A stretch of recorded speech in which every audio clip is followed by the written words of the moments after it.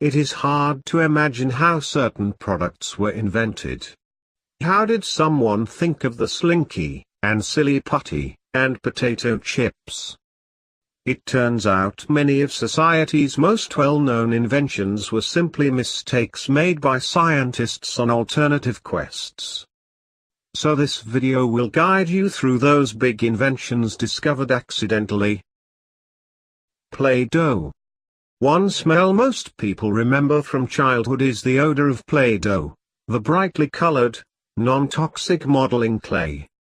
Play-Doh was accidentally invented in 1955 by Joseph and Noah McVicar while trying to make a wallpaper cleaner. It was marketed a year later by toy manufacturer Rainbow Crafts. More than £700 million of Play-Doh have sold since then, but the recipe remains a secret. Potato chips. If you can't eat just one potato chip, blame it on Chef George Crumb. He reportedly created the salty snack in 1853 at Moon's Lake House near Saratoga Springs, New York. Fed up with a customer who continuously sent his fried potatoes back, complaining that they were soggy and not crunchy enough, Crumb sliced the potatoes as thin as possible, fried them in hot grease, then doused them with salt. The customer loved them and Saratoga chips quickly became a popular item at the lodge and throughout New England. Eventually, the chips were mass-produced for home consumption, but since they were stored in barrels or tins, they quickly went stale.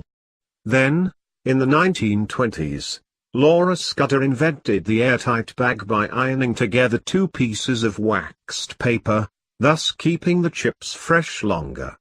Today, chips are packaged in plastic or foil bags or cardboard containers and come in a variety of flavors, including sour cream and onion, barbecue, and salt and vinegar. Slinky.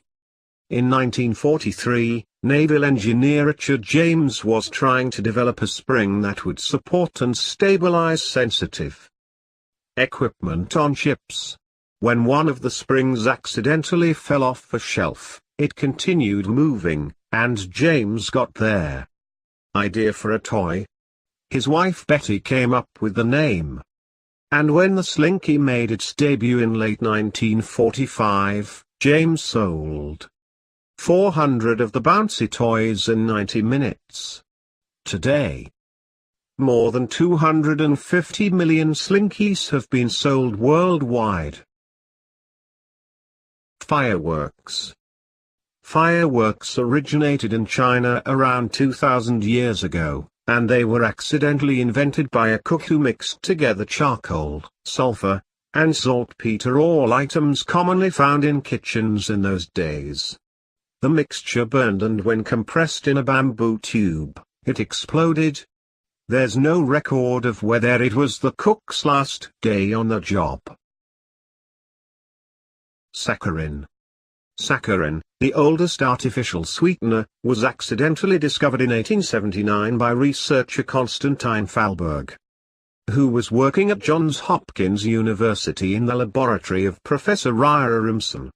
Thalberg's discovery came after he forgot to wash his hands before lunch. He had spilled a chemical on his hands and it, in turn, caused the bread he ate to taste unusually sweet. In 1880, the two scientists jointly published the discovery, but in 1884, Thalberg obtained a patent and began mass-producing saccharin without Rimson.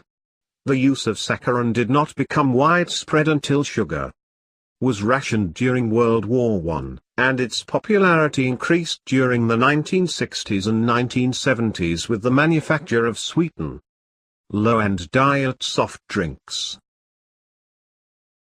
Post-it note. A post-it note is a small piece of paper with a strip of low-tack adhesive on the back that allows it to be temporarily attached to documents, walls, computer monitors, and just about anything else. The idea for their Post-it note was conceived in 1974 by Arthur Fry as a way of holding bookmarks in his hymnal while singing in the church choir. He was aware of an adhesive accidentally developed in 1968 by fellow 3M employee Spencer Silver. No application for the lightly sticky stuff was apparent until Fry's idea. The 3M company was initially skeptical about the product's profitability, but in 1980, the product was introduced around the world. Today, Post-it notes are sold in more than 100 countries. Silly putty. It bounces, it stretches, it breaks. It's silly putty, the silicone-based plastic clay marketed as a children's toy by Binney and Smith Incorporated during World War II, while attempting to create a synthetic rubber substitute. James Wright dropped boric acid into silicone oil. The result was a polymerized substance that bounced, but it took several years to find a use for the product. Finally, in 1950, marketing expert Peter Hodgson saw its potential as a toy, renamed it Silly Putty, and a classic toy was born. Not only is it fun, Silly Putty also has practical uses. It picks up dirt, lint, and pet hair, can stabilize wobbly furniture, and is useful in stress reduction, physical therapy, and in medical and scientific simulations. It was even used by the crew of Apollo 8 to secure tools in zero gravity. Corn flask. In 1894, Dr. John Harvey Kellogg was the superintendent of the Battle Creek Sanitarium in Michigan. He and his brother, Will Keith Kellogg, were Seventh-day Adventists, and they were searching for wholesome foods to feed patients that also complied with the Adventists' strict vegetarian diet. When Will accidentally left some boiled wheat sitting out, it went stale by the time he returned. Rather than throw it away, the brothers sent it through rollers, hoping to make long sheets of dough, but they got flakes instead.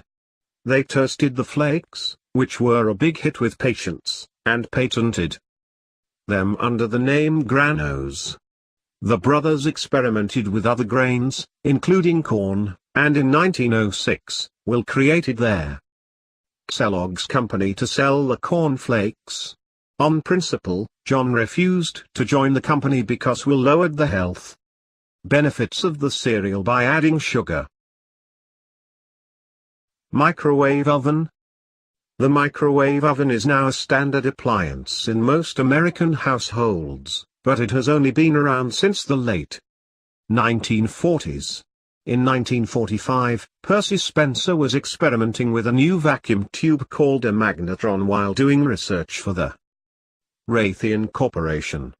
He was intrigued when the candy bar in his pocket began to melt, so he tried another experiment with popcorn.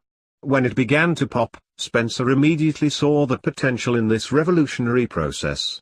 In 1947, Raytheon built the first microwave oven, the Radarange, which weighed 750 pounds, was 51½ feet tall, and cost about $5,000. When the Radarange first became available for home use in the early 1950s, its bulky size and expensive price tag made it unpopular with consumers. But in 1967, a much more popular 100-volt countertop version was introduced at a price of $495. Thanks for watching. If you like this video, give a thumbs up, and if you haven't subscribed yet, please hit the subscribe button. We will be back soon with more cool stuffs.